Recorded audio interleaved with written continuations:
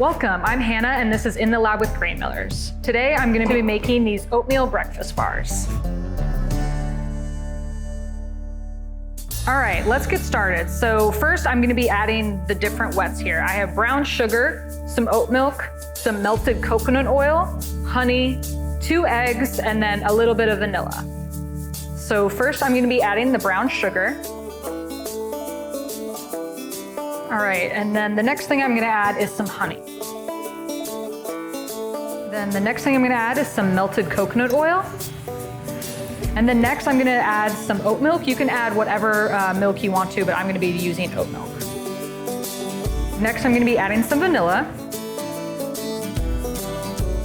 All right, and then next I'm going to be adding 2 eggs.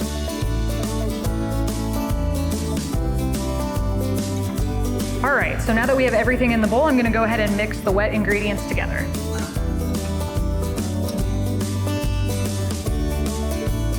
All right, so next I'm going to be adding these dry ingredients. So I have some salt, cinnamon, baking powder, a little bit of xanthan gum, whole oat flour, dried cranberries, almond pieces, and then some rolled oats.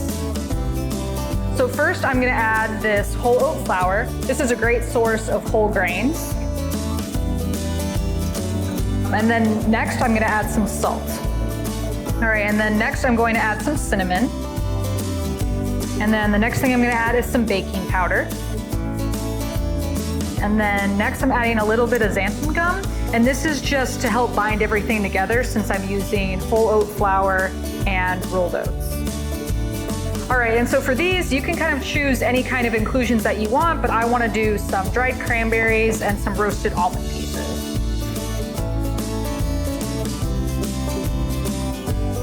So next, I'm going to mix all of that together and kind of save the rolled oats for last. Okay, and then for the final ingredient, I'm going to add these rolled oats. So I was saving these for the last thing because I kind of want to incorporate all the dries first and get that hydrated before I put these in so that they, their texture remains and kind of that look of the pretty rolled oats on the top of these. These are a great source of whole grain, texture, and fiber that I'm going to add to these oatmeal breakfast bars. Now that I have the rolled oats in the mixer, I'm going to just mix all that together until it just incorporates. All right, so now that this is mixed, I'm going to put this into a pan. And I would go ahead and, spray this with some oil just so that it releases nicely. All right, since this is nice and thick, I'm kind of going to press it down a little just so that it kind of bakes evenly. And for this, I've preheated the oven to 350 degrees. And I'm going to be baking it for about 20 to 25 minutes. Just keep an eye on it. You're going to want a nice kind of golden brown color. And this is ready to go in the oven.